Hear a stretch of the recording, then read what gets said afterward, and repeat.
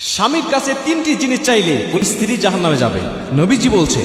আল্লাহ পাক এতটা রাগান্বিত হয়ে যায় ওই মহিলার উপরে, যে মহিলা তার স্বামীর কাছে তিনটি জিনিসের কোনো একটি চায়, আল্লাহ পাক এতটাই রাগান্বিত হয়ে যায় যে ওর ঠিকানা জাহান্নামের তালিকায়ও যদি থাকে আল্লাহ পাক জাহান্নামের তালিকায় নিয়ে দেয়।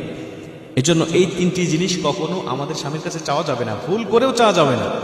এক নম্বরে, যেই নারী বিনা কারণে স্বামীর কাছ থেকে তালাক চায়। হযরত সাওবান রাদিয়াল্লাহু তাআলা হাদিসটা বর্ণনা করেছেন।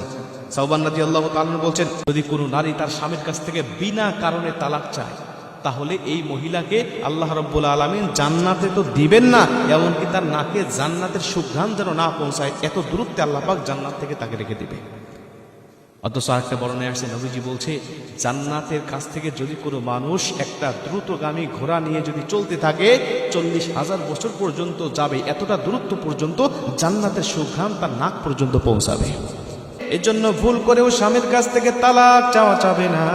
অনেকেই বলে তুমি আমাকে তালাক দাও, তোমার ভাত আমি খাবো না, প্রয়োজনে গার্মেন্টসে চাকরি করে মানুষের বাসায় কাজ করে খাবো, কিন্তু তোমার ভাত খাবো না, তুমি আমাকে তালাক দাও, বিভিন্ন অজুহাত দেখিয়ে যখন কোনো কারণ ছাড়াই এভাবে স্বামীর কাছ থেকে তালাক চায়, নবীজি বলছে তখন ওই মহিলার উপরে আমার আল্লাহ রাগান্বিত হয়ে যায়। মহিলার উপরে আল্লাহ রাগান্বিত হয়ে তার ঠিকানা জাহান্নামে করে দেয়। 2 নম্বরে নবীজি বলেন,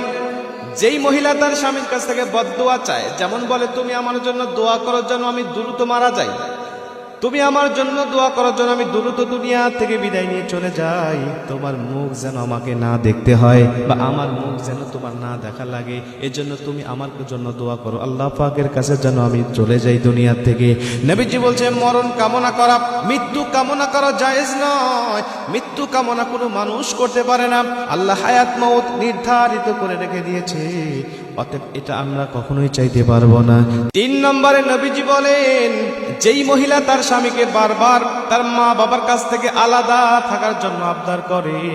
আলাদা থাকতে চায়, বলে তোমার মা বাবাকে দেখার দরকার নাই, ভাত দেওয়ার দরকার নাই, তারা মুরব্বী হয়ে গেছে, বৃদ্ধাশ্রমে রেখে দাও, আমরা কেন তাদেরকে দেখবো, আমরা তো একটা পজিশনে চলে এসেছি, এখন তাদেরকে আমরা যেই পজিশনের মানুষের সাথে উঠা বসা করি, মা বাবাকে দেখলে আমাদের প্রেস্টিজ নষ্ট হয়ে যাবে, এজন্য বৃদ্ধাশ্রমে রেখে দাও, প্রয়োজনে মাসে মাসে খরচ পাঠাবো, কিন্তু তাদেরকে আমরা রাখতে পারবো না বা তাদের কাছে আমরা থাকতে পারবো না।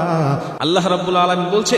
আমি আল্লাহ পাকের চূড়ান্ত সিদ্ধান্ত হলো আমি রবের ইবাদত করার পরেই তোমার মা বাবার খেদমত তোমাকে করতে হবে, আর এই খেদমত করতে গিয়ে এমন কষ্ট যেন তার না পায়, যেন তারা উফ শব্দ মুখ দিয়ে উচ্চারণ না করে, তুমি যেন স্বয়ং নিজেও তাদের খেদমত করতে গিয়ে উফ শব্দ মুখ দিয়ে উচ্চারণ না করো, বিরক্ত হয়ে তুমি যেন তাদের উপরে বিরক্ত না হও, এর জন্য আমি আল্লাহ পাক বলছি তোমার মা বাবার খেদমত তোমাকে করতে হবে।